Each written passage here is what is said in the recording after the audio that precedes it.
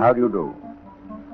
How often does it happen in serious crime, especially murder, that meekness, mildness, respectability, often kindness, intelligence, and charm are the outward characteristics of a man who, as they say, would be the last person in the world you suspect?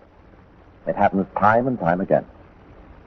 But how much more seldom does it occur that a murderer looks like a ruffian, behaves like a ruffian, is recognized as a rascal of low mentality, and meanwhile manages, without resorting to the least craft or guile, to get away with it over and over again without exciting suspicion. It is the story of such a man that I'm going to tell you. But before I introduce our sordid cavalier, let us recall a contemporary of his in the London of 1888. One who, like our gentleman, moved in the East End of London during that year. Moved and struck by night.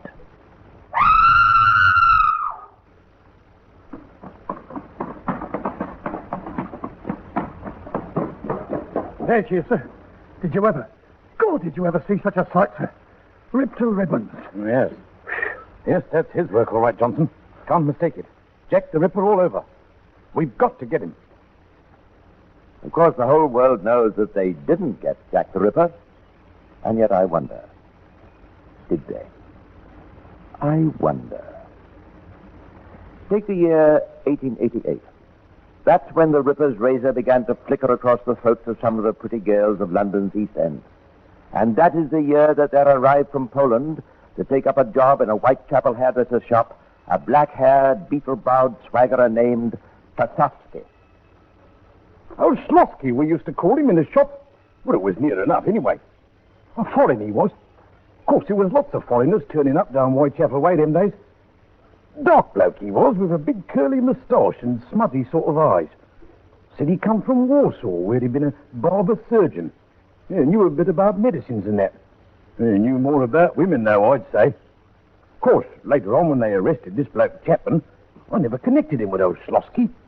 Well, not till I seen his picture, that was. Oh, then I seen daylight all right. It was old Slosky what worked in our shop. Of course, it was years later when they got him. To be exact, just 14 years.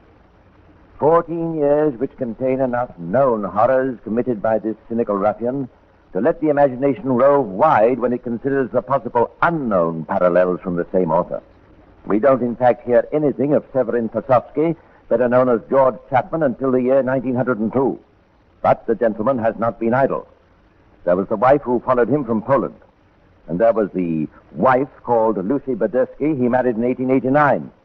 And there was a girl named Annie Chapman, whom he couldn't even bother to pretend to marry.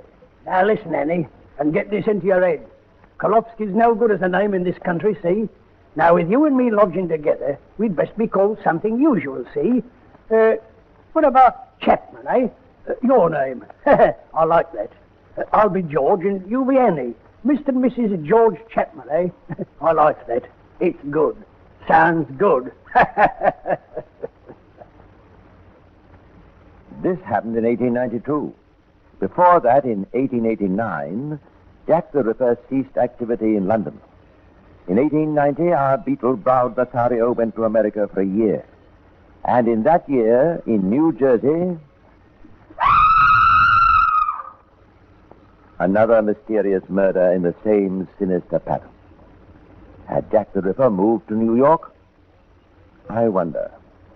All we know is that Severin Pasowski did move to New York for a year, and that when he returned to London to become George Chapman, third-rate publican and double-dyed sinner, the New Jersey murdered ceased. Well, I wonder. Still, let's have a look at some of the things we do know for certain. Let's meet up again with the man who, once he overplayed his hand, gave the London police one of the easiest jobs that ever came their way. The year is 1895. Now listen, Mr. Chapman. Mrs. Ward and me's worried. These lodgings of ours has always been respectable, and we don't like it. And what play don't you like, Mr. Ward, eh? You and that Mrs. Spink, that's what. What about Mrs. Spink? Go on. What about her and me, eh? What's up? Now, it may not be my business, Mr. Chapman, but it's my house. And if gentleman lodger starts carrying on with lady lodgers, then out they goes. Flat. See? I'll have you know, Mr. Ward, that Mrs. Spink is a respectable widow lady. What drink? A respectable widow lady, Mr. Ward. What I'm honourably courting with a view to matrimony. As a matter of fact, if you must know, we're being married tomorrow. Now are you satisfied? Being married tomorrow? Go on. You can see us leave for the ceremony with your own eyes, Mr. Ward. In a carriage. Dirty mind, that's your trouble.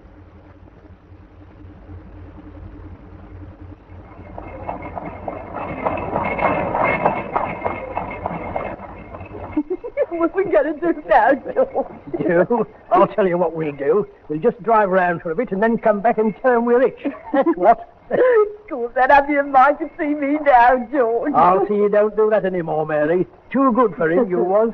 No carriages for old Spink, George. So this is our wedding day, is it, eh? Trinity Church commitment. What are you going to do now, George? Now we're married, eh? I'll chuck barbering for other people. Do a bit for myself. There's a place I've heard of down Hastings way. Oh, but that'll take money, George, and you haven't got any. No. But my best beloved lady wife, I say. Come on, Mary, give the bridegroom a kiss. What nasty, George. Of course, I might let you have a bit of money if you was good. Good as gold. That's George Chapman. Now, look here, Mary. You got that bit of money, that £600 your old granddad left you, see? Why, with only a part of that, we could set ourselves up real nicely down at Hastings. Nice little shop, sea air, and all independent. What better? I'm game, George. What luck. What larks, indeed. And so Mrs. Chapman played the piano in the Hastings barber shop while her husband shaved the customers. Such a gay idea. The musical shave. I'd like you to meet one of the happy customers, a chemist. Davidson by name, quite a regular and quite a useful friend. Good morning, Mr. Chapman. And what can I do for you? Morning, Mr. Davidson. Now, let's see. I want a hairbrush, tin of tooth powder, a couple of face flannels, an ounce of tartar emetic, and, well, that'll be all for today. That's pretty deadly stuff, Mr. Chapman. But of course you'll know that with your medical training. There's one thing, Mr. Davidson. If ever I'm out of a job, I could probably hold one with you, eh? Yes, from what you've told me, you probably could. Are you experimenting? Just playing about. Like to keep my hand in, you know. Surely, Mr. Chapman, surely. You like that brush, eh? Yes. Good. Here are the face flannels, and you generally take Perkins tooth powder, don't you? That's right. Quite so. And the tartar emetic? Perhaps you wouldn't mind signing the poison book while I wait out. Not at all. Just there, if you please. Mrs. Chapman, well? Yes, thanks. Good. Well, there you are, Mr. Davidson. And there you are, Mr. Chapman, thank you. That will be just for the ninepence. Thank you. Good day to you, and good luck with the experiment. The experiment? No experiment this that's in the mind of the smudge-eyed barber. No, this is a design with a foregone conclusion.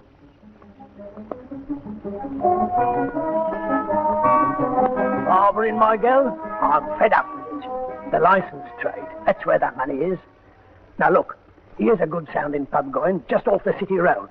Prince of Wales Tavern. What about it, eh? The Prince of Wales's Tavern, December 1897.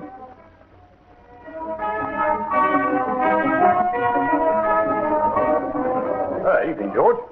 Quite to the usual, please. Yeah, what you looking so glum about, and Christmas just round the corner? It's the missus. She's sick, and I'm worried. Well, you ought to get the doctor, George. Doctor, I got one.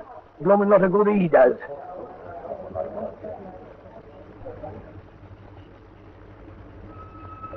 Nurse today and night, Doctor. I done all you told me. I give her everything with my own hands. With my own hands. Quite so, with his own hand. And so, on Christmas 1897, died the jovial Mrs. Spink. Deep, 18 feet deep in a common grave. Well out of the way. Eh, Mr. Chapman? But what are you up to now? Barmaid wanted. Good hours, wages, outings. Live in. Apply at Chapman, Prince of Wales Tavern, Bartholomew Square. Dear Sir, I hereby beg to apply for the post advertised by you in the advertiser. Can call to suit convenience. Yours truly, Bessie Taylor.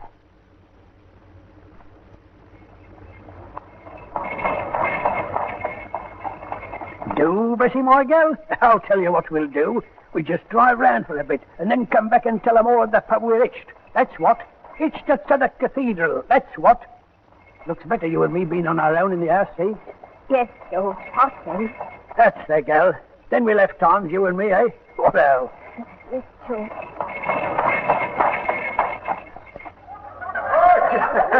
And here's a blooming good health to the happy pair. Yeah, and may all their troubles be little ones. Little ones. Very possibly, if he feared troubles at all, they would be little ones for the landlord of the Prince of Wales's tavern. As for the new bride, it was strange, wasn't it? After a few months... Oh, Bessie, I hardly recognised you when I come into the bar just now. You got so thin, dear. Is he good to you, dear? Oh, yes, ever so. Well, perhaps it's been indoors all the time, Bessie. No, that suits me all right. It's just... Oh, well, I was a bit given to the colic, but you got so thin, dear. No, I'm all right. Honest. Hello? Oh, hello, George. This is an old friend of mine, Lizzie Painter. Pleased to meet you. Pleased to meet you, I'm sure. I was just saying... I was just saying, Mr. Chapman, how thin Bessie was looking. Well, you'll be thin with this and that ailing you. First it's her legs, then it's her teeth. And now what do you think it is? No, Mr. Chapman, what? It's her innards. That's what the trouble is this week. A very different George Chapman from the last we met. Cruel, ill-tempered, bullying. And what does ail the wretched Bessie Taylor, who in just over a year of life with her dark-browed lover becomes so mysteriously frail? Does the worthy Dr. Stoker who attends her suspect the nature of her symptoms? I must confess myself puzzled, Mr. Chapman. You say she complains of continual thirst. That's right, Doctor. Thirsty. Always thirsty. It's a symptom not unusual in the gastric trouble, I suspect. And it's strange, very strange, that she hasn't responded more quickly to treatment. Not healthy enough. Everything worked perfectly, even to a death certificate that for sheer vagueness might have been written by Chapman himself. Death due to exhaustion from vomiting. Of a warm slab of homemade fruit pie. So far as Mr. Chapman was concerned, this chapter of his life was closed.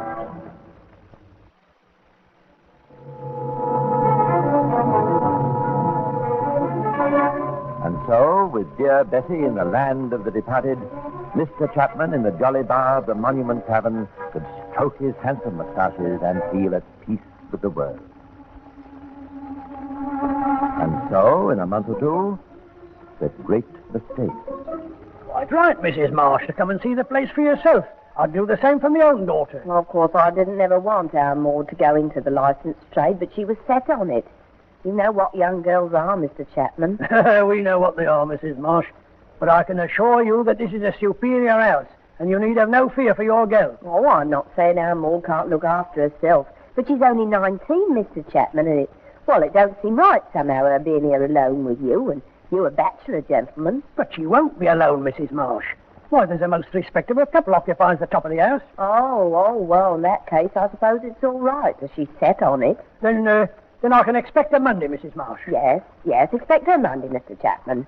But this was all the great mistake. I don't know, Bob. I don't know. There's something about him I don't like. I don't think Maud's happy there. Why don't you run up and see her one evening? Well, funny you should say that. I was thinking just the same thing myself. Of course, if he really wants to marry her, like what he says... Does Maud want to marry him? That's the point. Well, it's not as though she'd been there more than a few weeks. I'll pop up tonight. Yeah, look, Will, what about you coming along too? All right, Bob, if you'd like me to. Be surprised for our Maud to have us just drop in casual like. A great surprise. And one for Mr. Chapman, too. But what's going on here at the monument? Why the cheering, the toasting, the laughter, and the confetti? It almost looks as though there'd been a wedding.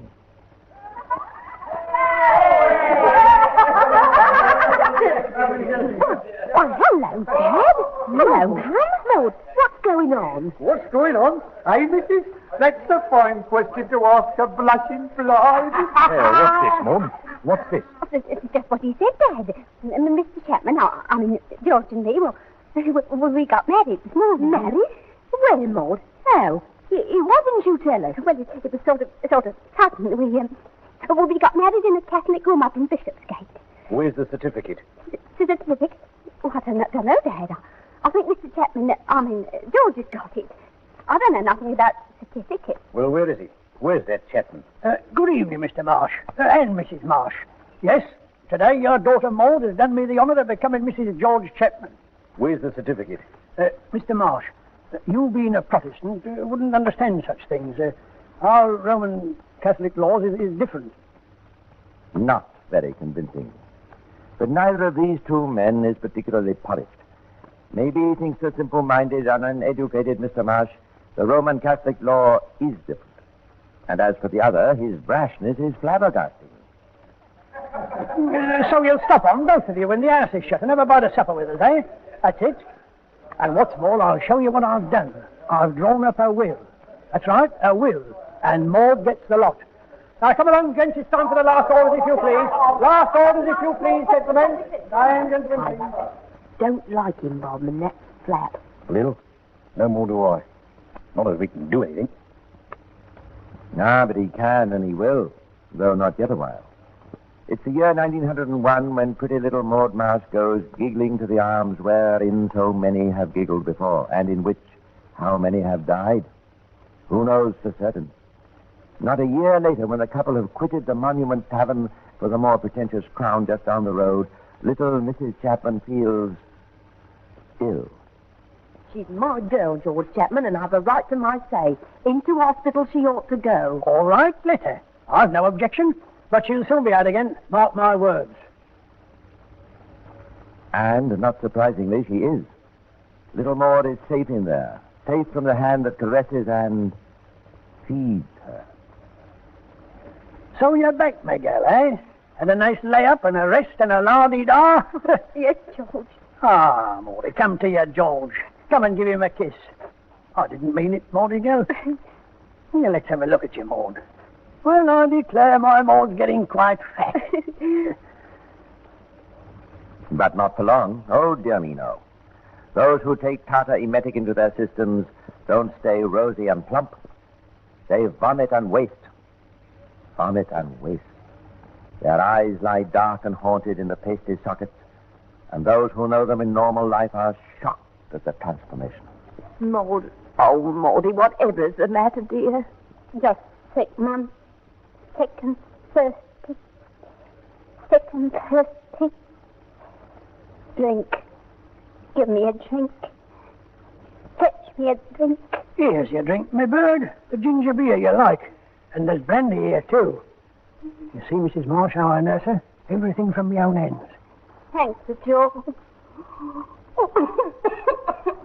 George Chapman, have you had the doctor? Of course. And he's doing all he can for my Maud. And we got a nurse. Oh, dear, yes, we got a nurse. Dr. Stoker's a careful man. Yes, it's the incredibly unsuspecting Dr. Stoker again. Of course it's worrying for you, Mrs. Marsh. It's worrying for all of us. The infection your daughter is suffering from is most persistent. Most persistent. Is it her food, Doctor? Something she's eaten? It was the rabbit, I bet. That rabbit we had Sunday night. Queer taste, that rabbit. Queer that the rest of you is all right, George Chapman. Well, I'm moving in here right away to see after my girl. I think it would be very wise of you to do so, Mrs. Marsh. And what's more, Doctor, if you've no objection, I'll have our own doctor up to see our Maud. I should be very happy to consult with him, Mrs. Marsh. Now, look, what's the idea? The doctor here is good enough, isn't he? What can one do that another can't? Doctors is just doctors, ain't they? Well, Mr. Chapman, a second opinion often helps, you know. Oh, I'm going off my head with all this. Doctors, doctors, doctors. I tell you, if there was 50 doctors that couldn't help my Maud. And none should know better than he. Well, who is it? What do you want? Good afternoon. My name is Grappel, Dr. Grappel. I've called to consult with Dr. Stoker about your wife. It is Mr. Chapman, I presume. Yes, I'm George Chapman. I suppose this is Ma Marsh's idea. I am the family physician of Mr. and Mrs. Marsh, yes. Well, you can go up if you want to, I suppose. You'll find Stoker up there with her. Not that you'll be able to do much good, I bet. Indeed. Well, let's hope for better things than that from our consultation. Puzzling for the doctors, very. But for George Chapman, the cue for the final, the greatest mistake. The doctors leave. They speak to him vaguely of gastroenteritis. That's reassuring. People die of that, don't they? Of that and complaints such as phthisis and exhaustion from vomiting. The doctors leave and part. Maud is not dead yet. Perhaps, Mr. Chapman, you'd better make haste. Mum. Are you there, Mum? Oh, Mum. I'm so thirsty.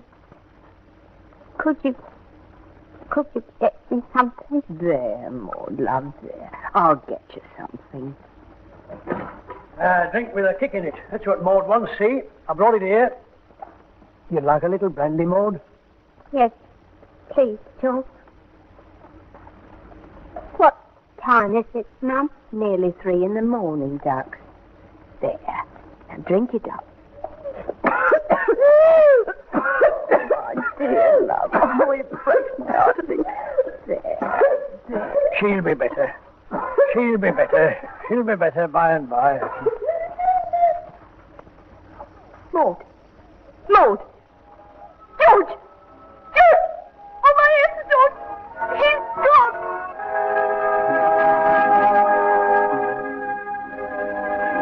Well, Doctor, all we want now is the certificate, eh?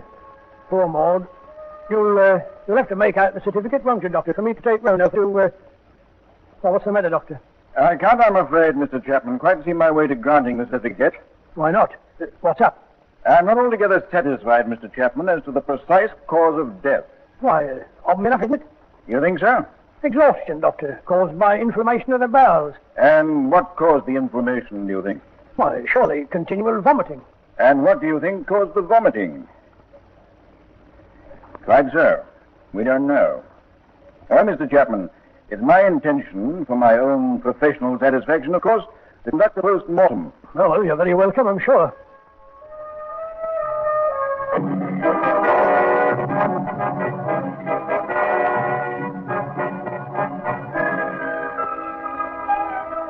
Stoker, 221 New Kent Road, southeast. Learnt death, Maud Marsh. Strongly suspect cause arsenical poisoning. Urge post-mortem search. Grappel. And the wheels begin to turn faster, faster, faster. Well, Rappel, you've made your analysis? I have, Stoker, yes. This is certainly a case for the coroner, and possibly the police as well. Arsenic? Yes, arsenic. Arsenic. Yes, it could have. And yet, I wonder. And that same day, Detective Inspector Godley of the Metropolitan Police had one call to make. Oh, are you Mr. Chapman? Yes? I wish to speak to you quietly. Oh, you do you? Well, you better come inside. Come here in the parlor. Well, what is it? It's this, Mr. Chapman. I picked the police district. Maud Marsh, who has been living with you as your wife, has been poisoned by arsenic. And from the surrounding circumstances, I must ask you to accompany me to the police station while I make inquiries. I know nothing about it. I don't know how she got the poison. And that, strange to tell, was true enough. For a moment, perhaps before he was charged that evening with the murder of Maud Marsh, the heart of this dastardly villain may have flickered with hope. For it was not arsenic that killed Maud Marsh. At least more detailed examination of her remains and those of the wretched Mrs. Spink and of Bessie Taylor proved the bodies of these three women were full of tartar emetic, or antimony, a rarely used drug even among the medical profession, tasteless, colorless, odorless, and deadly. As for George Chapman, never perhaps has a murder trial in London's grim Old Bailey had so foregone a conclusion. And exactly 10 minutes after retiring, We find the prisoner guilty. the bumptious, cruel, and almost incredibly stupid-seeming man had no defense, absolutely no defense at all. But was he Jack the Ripper? Shortly after his arrest of Chapman, Inspector Godley ran into an old friend and colleague in the person of Chief Inspector Aberlin, who had headed the Ripper investigations back in the late 80s. The Ripper, that's who. Listen, I've been studying this man's record, and I'm convinced. Yes, but why? Oh, listen. In 1888, your man arrives in Whitechapel, and the Ripper starts. Your man has the village, and we know about the Rippers. The Ripper was once seen and described. The description is Chapman's to the life. Ripper wrote postcards to the police, did he not? He did? Full of the cheap American slangisms that your man occasionally used. And what's more, I don't have to remind you that when Chapman went to America, Ripon stopped here and started up there. And then stopped over there when he left. Well, that's interesting, Chief Inspector, and ingenious. But we still can't prove it. Unfortunately not. Nevertheless, I'm convinced. Well, it's plausible, isn't it? And possible, too. But we shall never know. What we do know, of course, and I think you'll agree, is quite enough. If ever a scoundrel deserved his fate, and more than that, it was Severin Sosowski, alias George Chapman. Publican, poisoner, litigant.